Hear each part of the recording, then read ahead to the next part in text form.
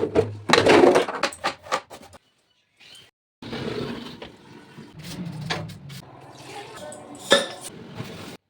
बार घर गृहस्थी संभालते संभालते हम गृहिणियों को ये फील होता है कि कितना ही क्लीन कर लो घर गंदा ही होता है, कितना ही मैनेज कर लो घर फैल ही जाता है। इससे अच्छा होता मैं शादी ही ना करती। बट माई डियर लेडीज़, अब होम मेकिंग जर्नी में हम आ ही गए हैं तो क्यों ना इसे स्ट्रेस फ्री एंजॉय करें। कुछ ऐसे हैबिट्स को फॉलो करके हम हमारी होम मेकिंग जर्नी को स्ट्रेस फ्री बना सकते हैं। कम मेहनत में घर को हमेशा नीट एंड क्लीन मेंटेन रख सकते हैं। चलिए फटाफट से वीडियो को स्टार्ट करते हैं। आज की डेट में सभी के घर में ड्रेस ड्रायर मिल जाएंगे, किसी के स्टील के तो किसी के प्लास्टिक के। मेरे ये प्लास्टिक के 6 साल से मैं इसे यूज़ कर रही हूँ और अभी भी बिल्कुल नया का नया है। इसका राज ये है कि हर वीकली मैं इसे डीप क्लीन करती हूँ। गंदा हो या ना हो, हफ्ते में एक बार इसे क्लीन करने की हैबिट मेरी बन गई है। इससे होता ये है कि इसे क्लीन करने की कोई स्पेशल लिक्विड मैं खरीदती नहीं हूँ। सिंपल डिश वॉश लिक्विड में क्लीन हो जाते हैं और कम मेहनत लगते हैं। जब ये बहुत ज़्यादा गंदा हो जाएगा और आप साफ़ करेंगे तो आपको बहुत मेहनत लगेगी, क्योंकि इसमें बहुत ज़्यादा खांचे डिज़ाइन वगैरह बने हुए हैं, उसमें गंदगी जम जाती है। सेम रूल फॉलो करना है हमें किचन के सिंक में। लंच और डिनर के बाद क्लीन तो करते ही हैं, लेकिन हफ्ते में एक बार डीप क्लीन बहुत ज़रूरी है। बहुत से घरों में मैंने देखा है किचन तो एकदम क्लीन रहता है लेकिन सिंक बहुत ज़्यादा गंदा। का भी सिंपल सा रूल है, हफ्ते में एक बार क्लीन करेंगे तो कोई एक्स्ट्रा लिक्विड नहीं, ना ही मेहनत लगेगी। जिनके किचन में भी स्टील का सिंक लगा है उनके साथ एक सीक्रेट शेयर करती हूँ, जो कि मेरे स्टील के जो सिंक है उसे हमेशा चमका के रखते हैं। हफ्ते में एक बार सिंपल आप डिश वॉश लिक्विड लगा के स्टील के स्क्रबर से थोड़ा सा रब कर लीजिए, जो भी एक्स्ट्रा चिकनाई गंदगी जमी है वो निकल जाएगा। उसके बाद अच्छे से पानी में उसे धो लीजिए और फिर हमें चाहिए ये पीताम्बरी। जी हाँ, जो पूजा के बर्तन क्लीन करने के लिए यूज़ करते हैं वो पीताम्बरी स्टील को भी बहुत ही इजीली उसका गंदगी निकाल देती है और चमका देती है। सिंपल हमें थोड़ा सा पीताम्बरी पाउडर स्प्रे करना है, थोड़ा सा रब करना है और तुरंत ही उसे धो देना है। देखना आपका सिंक, स्टील का जो सिंक है वो कैसे चमकेगा।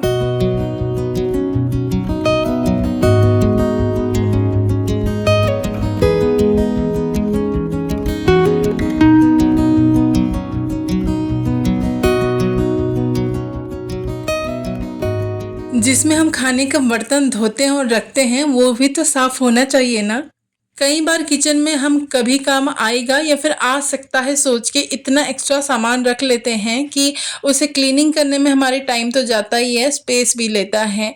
देखो हर एक किचन में एक्स्ट्रा स्पैचुला आपको मिल ही जाएंगे, 3 या 4। मेरे पास यहाँ पर डबल ट्रिपल भी है, एक एक टाइप का डिज़ाइन का स्पैचुला। अगर एक भी होता ना तो भी चल जाता। इसे क्योंकि हम बाहर रखे रहते हैं, यूज़ में आता तो नहीं है लेकिन क्लीन तो करना ही पड़ता है। तो यहाँ पे अपने किचन में ड्रॉर को खोलिए, जो भी एक्स्ट्रा है उसे कोई भी बैग में ऑर्गेनाइज करके कहीं कबर्ड में या फिर कहीं पर रख दीजिए, ताकि ये अगर ख़राब हो जाए ना तो उसको निकाल के आप यूज़ कर सकें। Keeping unnecessary item in the kitchen makes look cluttered, और इसमें क्लीनिंग और मैनेज करने में हमारी मेहनत भी जाती है। तो एक्स्ट्रा अननेसेसरी सामान को आज ही अपने किचन से हटाइए।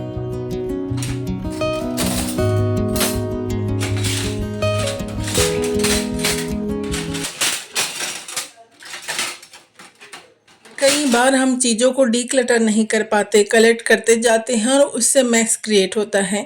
जैसे कि कोई दवाई का डब्बा या फिर कुछ ऐसी चीज़ आती है ना, मैचिंग डब्बे हम कलेक्ट करते जाते हैं कि एक साथ 5 या 6 होंगे तो यूज़ करेंगे।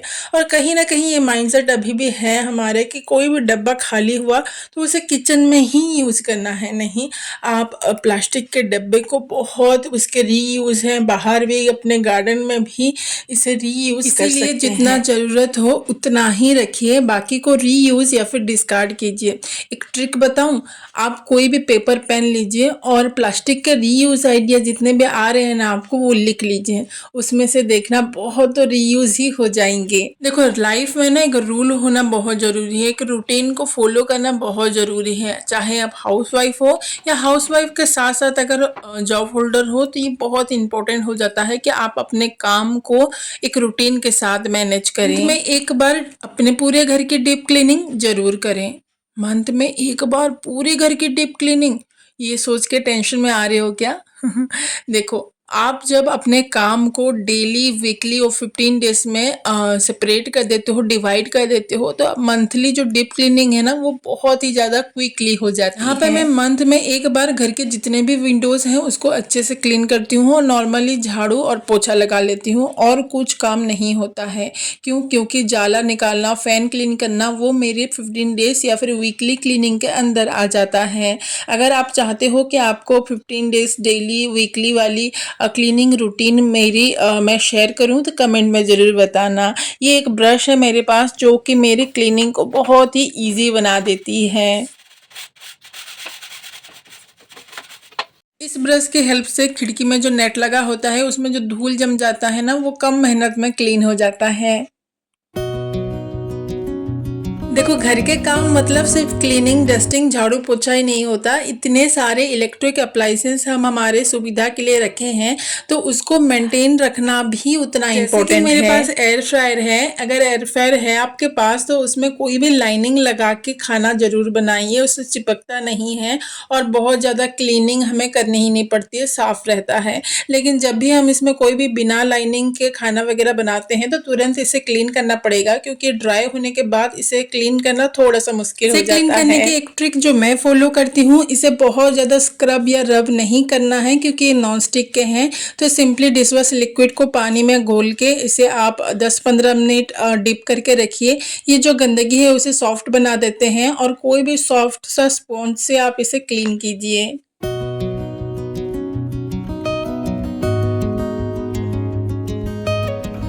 वैसे तो बहुत सालों से मैं इंडक्शन चूल्हा यूज़ कर रही हूँ, लेकिन अभी गैस के प्रॉब्लम की वजह से बहुत घरों में इंडक्शन चूल्हा ले आए हैं। इसको भी एक मंथली क्लीनिंग हम ना देना तो इससे चलाते वक्त बहुत ज़्यादा आवाज़ आती है और इसके जो कूलिंग फैन दिया है वो भी अच्छे से काम नहीं करता।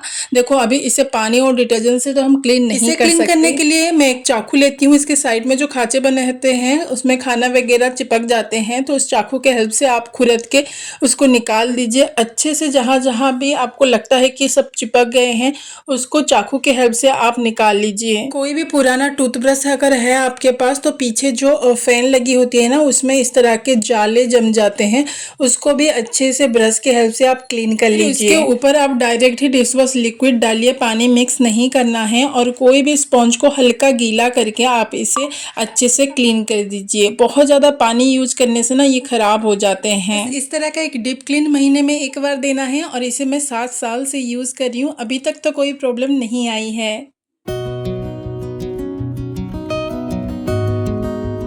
घर में बहुत सारे डेकोरेटिव पीस रखना अगर आपको पसंद नहीं तो ये ट्रिक जरूर फॉलो करो। 5 मिनट में आपका रूम का लुक चेंज कर देगा। सोफा कवर और पर्दे दोनों हमेशा एक्स्ट्रा रखिए। ये दोनों ऐसे चीज हैं जिसे चेंज करते ही रूम का लुक चेंज हो जाता है, एकदम से रिफ्रेश लगता है। यहाँ पे और एक हैबिट है जिसे हमें फॉलो करना चाहिए। जब भी सोफा कवर चेंज करते हैं तो सोफा को खिसका के थोड़ा सा झाड़ू लगा लीजिए, सोफा को अच्छे से डस्टिंग कर लीजिए। सोफा के नीचे देखिए बहुत सारे जाले हो जाते हैं, उसे अच्छे से क्लीन कर लीजिए, क्योंकि डेली बेसिस में जो क्लीन होता है ना, हम सोफा वगैरह हटा के क्लीन नहीं करते हैं। सोफा में लगे स्पॉन्ज को भी अगर टाइम टू टाइम हम क्लीन करें तो उसमें डस्ट एक्यूमुलेट नहीं होगा। मैं जब भी क्लीनिंग करती हूँ, सोफा कवर चेंज करती हूँ तो पानी में थोड़ा सा बेकिंग सोडा, थोड़ा सा विनेगर और डिशवॉश लिक्विड थोड़ा सा ही मिक्स करके उसे स्प्रे कर लेती हूँ और कोई भी फाइबर क्लोथ से उसे पोंछ लेती हूँ। जितना भी डस्ट उसमें जमा होते हैं ना वो कपड़े में आ जाते हैं और बस फैन लगा के 5-10 मिनट उसे छोड़ देना है। उसके बाद कोई भी सोफा कवर आप चेंज कर सकते हैं। इस तरह से हमारा सोफा भी मेंटेन रहेगा, बहुत ज़्यादा गंदा नहीं होगा। सेम रूल फॉलो करना है जब आप पर्दे चेंज करें तो खिड़की के क्विक क्लीनिंग जरूर करें। यहाँ पे मैं डीप क्लीनिंग की बात नहीं कर रही हूँ। जब भी आप पर्दे निकालते हैं तो खिड़की के जो ग्लास वगैरह हैं, जाली वगैरह अगर लगे हुए हैं तो उसको अच्छे से क्लीन कर लीजिए। ये छोटे छोटे हैबिट्स फॉलो करके हमारा घर हमेशा नीट एंड क्लीन रहेगा, गेस्ट रेडी रहेगा। कभी अगर तबीयत खराब हो गया फिर कहीं बाहर जाना हो तो भी घर बहुत ज़्यादा गंदा नहीं होगा।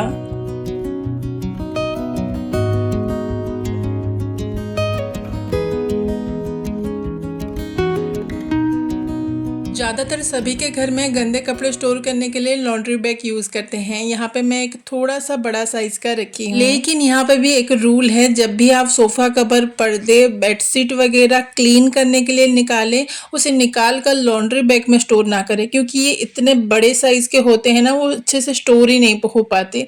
और लॉन्ड्री बैग में इसे अगर हम रख देंगे ठूस ठूस के, तो बाकी कपड़े रखने के लिए जगह ही नहीं होते हैं। इसीलिए हमेशा जब भी आप बेडशीट, सोफ़ा कवर या पर्दे वगैरह क्लीन करने के लिए निकालें, तो उसे तुरंत ही क्लीन कर लीजिए। और हाँ, अभी समर आ ही गए हैं, गर्मी लगने लगी है, तो विंटर में जो हम मोटे मोटे मखमल टाइप के बेडशीट डालते थे, वो अभी निकाल लीजिए। अभी कॉटन के पतले सॉफ्ट फैब्रिक वाले बेडशीट ज़्यादा अच्छे लगेंगे। ज़रा रुकिए, कहाँ जा रहे हैं ये बता के जाना कि ये गलती जो मैंने की है ये सिर्फ मैं ही करती हूँ कि आप भी करते हो। मेरे बेड की हालत देख लो, चूहे ने क्या किया है, हर जगह से कुतर लिया है, होल कर लिया है। एक गलती जो हम सब करते हैं, जो चीज़ नज़र में नहीं आती है उसे इग्नोर करते हैं, और जब देखते हैं तब बहुत ज़्यादा डैमेज हो चुकी होती है। अंडर द बेड या फिर ऊपर कबर्ड में कहीं कुछ सामान रखे हैं जो कि साल भर में एक ही बार हमें यूज़ में आता है, तो उसे हम देखते ही नहीं हैं। लेकिन ऐसा नहीं करना है, 3 महीने या फिर एटलीस्ट 6 महीने में एक बार उसे चेक करना है, उसे एक क्विक क्लीनिंग देना है। मेरे साथ ये हुआ, अंडर द बेड मैंने कुछ सामान रखा था जो कि मुझे यूज़ में ही नहीं आता, और उसे मैं इग्नोर करती जाती थी। पूरे बेड को चूहा ने कुतर दिया था। ये वुड फीलर आता है, उसे मैंने फील किया, और ये पोस्टर मेरे पास था। इसे अच्छे से मैं पूरे बेड को कवर करूँगी, मतलब अंडर द बेड को कवर करूँगी, उसके बाद ही सामान रखूँगी। तो ये गलती आप बिल्कुल मत कीजिए। हर 3 महीने या फिर 6 महीने में ज़रूर आपके बेड बॉक्स को चेक कीजिए। फ्रेंड्स, होप करती हूँ आज का वीडियो, ये मेरी छोटी सी कोशिश आपको अच्छी लगी होगी। ये मेरी क्लीनिंग रूटीन, ये हैबिट आपको पसंद आया होगा। अगर आया था तो please comment, like and share करने में शर्माइए मत। आपका एक लाइक, एक कमेंट मुझे बहुत ज़्यादा मोटिवेट देता है। ये वीडियो शूट करना घर के काम के साथ आसान नहीं, सो एक लाइक एंड कमेंट करके प्लीज़ मोटिवेट कीजिए। और हाँ, अभी तक आपने मुझे इंस्टाग्राम पे फॉलो नहीं किया है तो कमेंट बॉक्स में उसका लिंक दे दूँगी, प्लीज़ जाके कर लीजिए। यहाँ पे मैं अपनी छोटी मोटी वीडियो, अपनी लाइफ अपडेट अपलोड करती रहती हूँ, सो प्लीज़ जाके वहाँ पे फॉलो कर लेना। तो आज के लिए बस इतना ही, मिलते हैं अगले वीडियो में एक नई कोशिश के साथ। तब तक के लिए कोशिश करना मत छोड़ना। Bye bye and take care.